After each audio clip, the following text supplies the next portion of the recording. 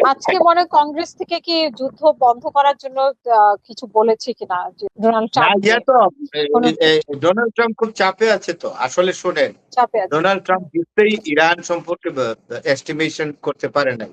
যে এস্টিমেশনটা হুম, Barack Obama করেছিলেন, Clinton করেছিলেন, ইভেন কি বুশ সেকেন্ডও করেছিলেন। তারা বুঝতে পেরেছেন যে ইরানের গায়ে ঘা দিলে, ইরানের গায়ে যদি ঘা দেওয়া হয়, ইরান কিন্তু মানে ঠিক টাইগারের মতো বর্জন করবে। সেটাই করেছে হুম, তো। আপনি ডোনাল্ড হুম, ট্রাম্প ঘুণাক্ষরেও জিততে পারবে না। ইরানের ভৌগোলিক যে প্রকৃতি, জিওগ্রাফিক্যাল ফিচার, ভূপ্রকৃতি হুম, এতই ডেঞ্জারাস। আমি আপনাকে বলি, এগুলো আমরা সবসময় দেখি তো।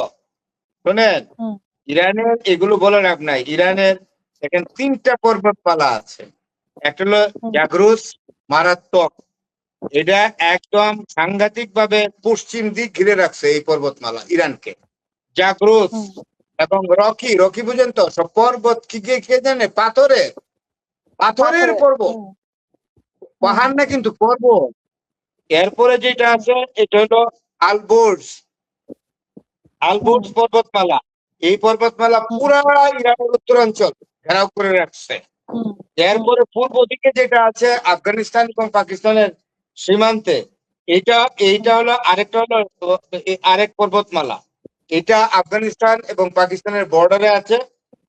এবং হুম, এই পর্বতমালাটা পুরাটা, পর্বতমালার পরে যে অংশটা আছে, ভূমিটা একটু পর্বতমালা না, এটা অনেকটা পাহাড়ের মতো। এটা হলো মরুভূমি। এটাতে পা রাখা যায় না গরমের মধ্যে। হুম, আপনার ড্রাই সিজনে পা রাখা যায় না। যে আমেরিকা যে সৈন্য নামাবে, হুম, সৈন্য নামিয়ে পা যে রাখতে পারবে না, মাটিতে পা পড়ে যাবে, গ্রাউন্ডে সৈন্য নামতে পারবে না তো। নামতে তাহলে পারবে না। ইরান হ্যাঁ, কিন্তু, ইরানকে বলা হয় যে প্রকৃতির দেয়ালের দেশ। হুম, প্রকৃতিগত ভাবে স্বয়ং সৃষ্টিকর্তা হুম, ইরানকে দেওয়াল দিয়ে ঘিরে রেখেছে। এবং ইরান সেই দেওয়ালের ঘেরা ইরান উন্নত মাথায় পৃথিবীকে বলে, কে তুমি, কত শক্তি তোমার, আমার বুকে পা রাখতে পারবে না, নেভার এভার। এবং ডোনাল্ড ট্রাম্প শুড আন্ডারস্ট্যান্ড। কিন্তু তারা তো আমরা দেখলাম যে ওই যে বিভিন্ন পত্রিকায় দেখলাম যে রাতের বেলা সৈন্যরা কিভাবে আক্রমণ করে, মানে যুক্তরাষ্ট্রের সৈন্যরা। তো সেখানে কোথায় আসলে আক্রমণ কতটা এই করে? ইরানের তেরোতম। যে জিওগ্রাফিক্যাল ভূখণ্ড আমি বলি আপনাকে, 16,03,067 কিলো বর্গ কিলোমিটার। সেখানকার এই বর্গ কিলোমিটার কোন একটা 1 ইঞ্চি জায়গায় ইরানের কোন সৈন্য পা রাখতে পারছে? এগুলো বলে লাভ আছে? কোথায় নামছে? ওই তাহলে রিপোর্ট কোথায় কোথায়? নামছে, মানে কোথায় নামে কোথাও তারা, নামে মানে না। আমরা যে। ওই হুম, পার্সিয়ান গালফ দিয়ে ঘোরাফেরা করে শিপগুলা লয়ে, মাঝে মধ্যে একটা ফুট করে নামে। হরমুজ প্রণালীর কোন পারের মধ্যে নামতে পারছে? কোন পারে?